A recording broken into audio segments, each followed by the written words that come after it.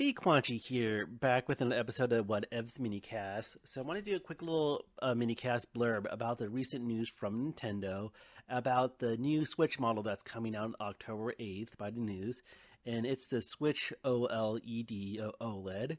And I want to talk about why it's bad, as well as the actual improvements and my thoughts, especially with me being more of a Nintendo gamer and consumer. So let's get down to nitty gritty and talk about the details.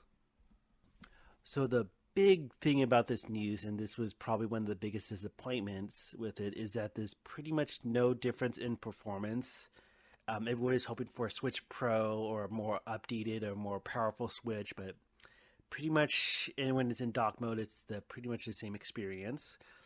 People were hoping for even like 4K support, better graphics, and things like that, but nope, we're not getting any of that. And for me, I'm not too picky with graphics, but I was hoping for something in terms of power or performance, more so like loading times or frame rates or things like that. So that was one thing I was kind of hoping for that might have got me to really buy a updated Switch. Because a little background, I believe I got my Switch the fall that it came after it came out. I think it came out at the beginning of the year around March. But of course, I didn't get one right away. But I believe I got it the same year, March, so maybe about uh, 8, 9 months after it came out, I got my Switch. And now since then, they have like an updated one that has a little bit better battery. I haven't had any issues or complaints with my Switch so far. And of course, there's a Switch Lite as well, which doesn't, even though I love the handheld mode, I still like the option of docking it. And I believe the Switch Lite, you can do the SD card. I'm not 100% on that. But yeah, I like the base model Switch that I have. So getting to the details of the actual improvements with the Switch OLED, the big one is the bigger screen when you have it in handheld mode. So now it's an OLED or OLED screen, which I don't know too much about, just besides that it's a improvement from the previous screen, so better quality in handheld mode, which I like. Again, I played a lot of handheld mode. It's bigger, I believe about zero point 0.8 inches bigger, so the new one is going to have a 7-inch screen. It's nice. And then it has a more wider adjustable kickstand, which no one uses with the Switch, but I guess it's nice to have because I'm not too big at doing with tabletop or anything like that. Like if I'm going to have it undocked, I'm going to have my Joy-Cons on the Switch and playing in handheld. But that's neat to know that you can have that options. And then they also announced improved enhanced audio and speakers on the Switch. So when you have it in handheld or tabletop undocked, it's going to sound better. And other improvements besides that, they're in the updated dock, it's going to have a wired LAN port, so you can actually wirely connect to the internet versus wireless. I guess that's nice. I'm not sure if I'll have much of a need for that. I haven't had too many issues with wireless besides just basic internet stuff, but I guess it's nice to know for people who want a more reliable connection. So I'm not sure how that's going to improve like online play and multiplayer and stuff like that with players having that option to be wired.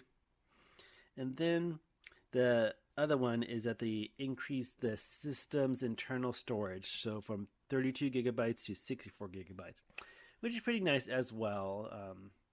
I think I mentioned I use an SD card and got a really big one, so it helps. Sometimes I have to manage like software because I'm guilty of buying more games than I finish and all that. But it's nice to know the system has more memory or things like that. So maybe a small convenience.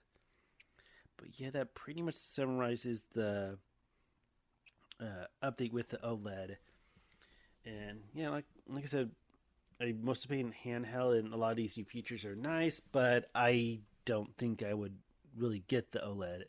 I think the only reason why I would get it is if something happened to my Switch and I had to replace it, like getting it fixed wasn't feasible. So if I absolutely had to buy a new Switch, I'll be pretty happy with OLED, but I definitely don't have any plans to buy it anytime soon. And I'm not like, I know how some consumers can really love the new model, even the smallest updates. I think a lot of times with smartphones, I think about, I just don't get that myself. Like buying a new device, buy a new console, buy a new system just because it's a little bit better than the last one. So I feel like this isn't going to appeal too much to me. And one personal observation is I noticed like with these updates, it kind of helped the undocked mode experience, especially when you're not in handheld. So having that stand, having better audio. I don't like playing games too much unless I'm actually holding the system up to me in handheld.